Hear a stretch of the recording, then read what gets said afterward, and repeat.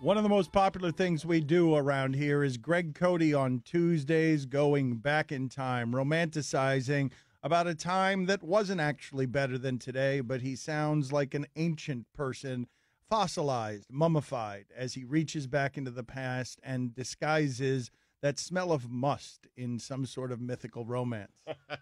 Well put.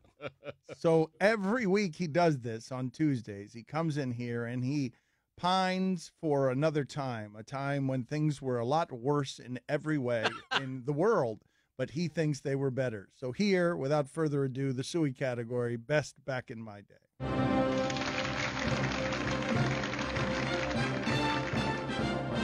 And now the Suey nominees for Best Back in My Day. Bathroom time.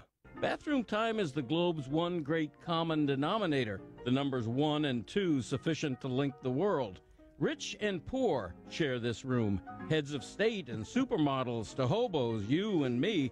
It's all that we have in common, that at some point soon we'll all be alone in the can, drawers at our ankles, pinching a loaf. Back in my day, bathroom time was a quiet celebration, an almost holy time of solitude and reflection, where we might tackle the meaning of life, or at least reconnoiter our own life. That changed. The communion of the commode has been usurped by the smartphone, from which we are powerless to untether. You wouldn't be caught on your phone in church or during dinner, so why on earth would you desecrate the sanctum of the toilet, that most sacred of rooms where your day's most intimate business is done? Folks, ditch the smartphone and get back to you time in that most essential of rooms. Feel a kinship with the world as you flush and reach for the spray, and understand that somewhere Warren Buffett and Rihanna are doing the same thing, though likely in different rooms. Eyesight. Everything has gone awry in the world of vision. Time was your vision started out fine and gradually deteriorated, and that was that. The solution? You squinted, and then you got glasses, and the prescription kept getting stronger and stronger until all of a sudden the lenses in your spectacles were as thick as hurricane impact windows. Then somebody developed contact lenses because we became too vain to want to be encumbered by eyeglasses. So we still needed glasses, but we didn't want anyone to know we did. To a degree, it began to seem like a reasonable idea to repeatedly and laboriously stick small pieces of plastic directly on our eyeballs. Then somebody else developed laser surgery. No more glasses, no more contact lenses. A doctor goes bzzz, and suddenly you magically have perfect vision like God never intended. I'm surprised the Almighty does not smite thee who go behind his back to circumvent his will, that we all have gradually worsening eyesight the way nature wanted it.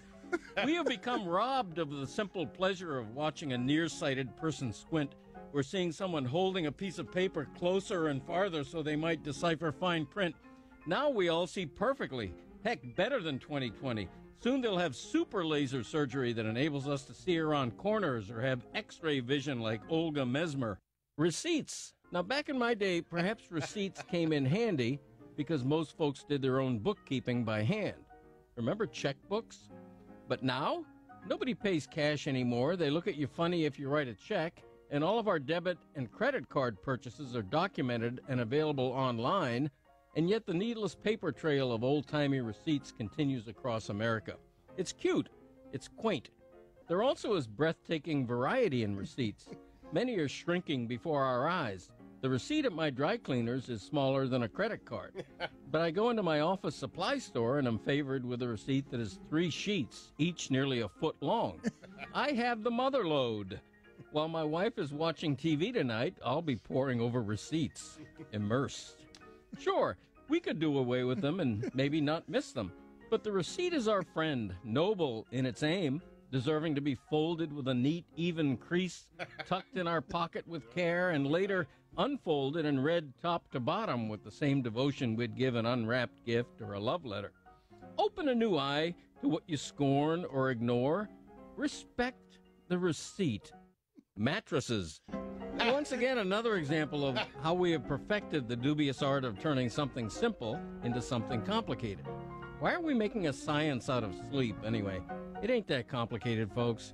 You get tired, you crawl under cool sheets, you lay your skull on a pillow, and 10 minutes later you've dozed deeply into that recurring dream involving Scarlett Johansson and a pack of cigarette-smoking llamas in red velvet jackets.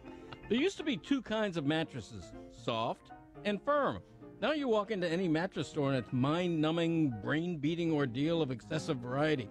There's special mattresses for lower back pain now. In my mind, that's any mattress plus 3 Advil. They have remote control adjustable mattresses, too.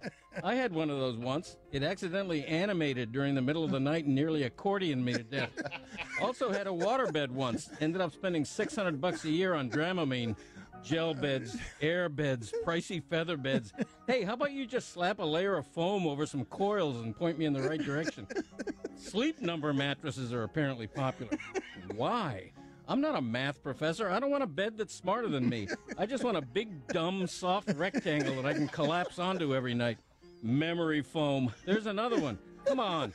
Like I said, I don't want a bed smarter than me. Anyway, there's something creepy about a bed with a memory. Sounds like a potential extortion situation. I'm in my bedroom, overheard plotting a bank heist on the phone, and the next thing I know, the district attorney is deposing my memory bed. We need a simple bed we can trust, folks. It's just sleep. You shouldn't have to plug in a bed, and it shouldn't move or light up with a number or come with directions. Just make mine soft or firm, and either way, in 5 minutes, I'll be sawing wood like a lumberjack. Pocket change. Ah, the disappearing coin. Farewell, penny. Au revoir, nickel. Adieu, dime. Bon voyage, quarter. You were one of life's jangly, beloved accoutrements for generations. Always there, steady, familiar, reassuring. Now, you were all but extinct. It's all they talk about when Lincoln, Jefferson, Roosevelt, and Washington get together in heaven and whip out a deck of cards for a spirited weekly game of clabberjass, how the handheld portion of their legacy has been stripped from them. Nobody carries change anymore because nobody pays with cash anymore in order to get change. Nowadays, people pay with credit or debit or flash a smartphone app to buy a damn pack of gum. It has become an oxymoron. There is absolutely nothing current about currency. You pull paper money from your wallet at a store nowadays and they look at you funny, like they would if you were using a quill feather pen, wearing a Jack Benny t-shirt, or carrying around a sundial in case you were asked the time.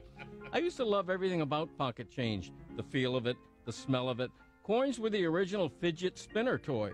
If you were nervous or just killing time, you'd mindlessly dig into your right pocket and rummage through the copper and nickel and zinc, fingers expertly distinguishing the penny from the elegantly slim dime, the sturdy nickel, and the king of the pocket, the regal quarter. People, will you join me in bringing back coins and pocket change as a vital part of Americana? I'm with you. Pay for everything in cash, and then pray the total is something 01 so you hit the lottery with that 99 cents in change.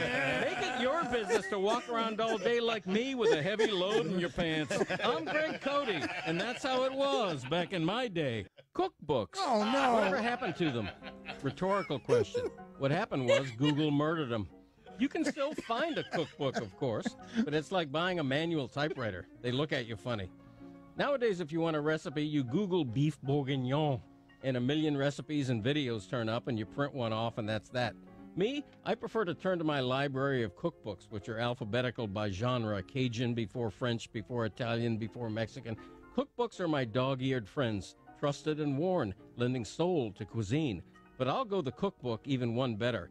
Nana Doogie once had a homemade recipe book, fat with decades of things she'd clipped from magazines and newspapers, along with her own original recipes written down in an old woman's trembling penmanship. Oh, what I would give to have that book of family history again. Vaping. Who are you people kidding? What are you doing? If you're going to smoke, smoke. If you're going to quit, quit. Don't be caught in this bizarre in-between that finds you sort of, pretending to smoke? I feel like vapors are taking shortcuts, like the guy who steals a Maserati emblem, tapes it to the front of his Tercel, and drives around with a beret like a king. Who's he fooling? Hey, Valentine's Day's coming up. How about you send your wife a photo of a dozen roses? People think it's a harmless alternative to smoking, but of course the FDA is investigating cases of e-cig poisoning and the lack of transparency on the chemicals in the liquid nicotine and solvents used, And the U.S. Department of Health and Human Services says e-cigs are not an approved therapeutic device to help people quit smoking. Anyway, the point is, people, if you're going to smoke, do it old school. Pull a Camel or a Winston out of the pack, fire it up, suck it down, and luxuriate in the deadly haze. Acknowledge your habit. Own it. Wear it like a badge. Otherwise, you're just blowing smoke. I'm Greg Cody, and that's how it was back in my day. Excellent.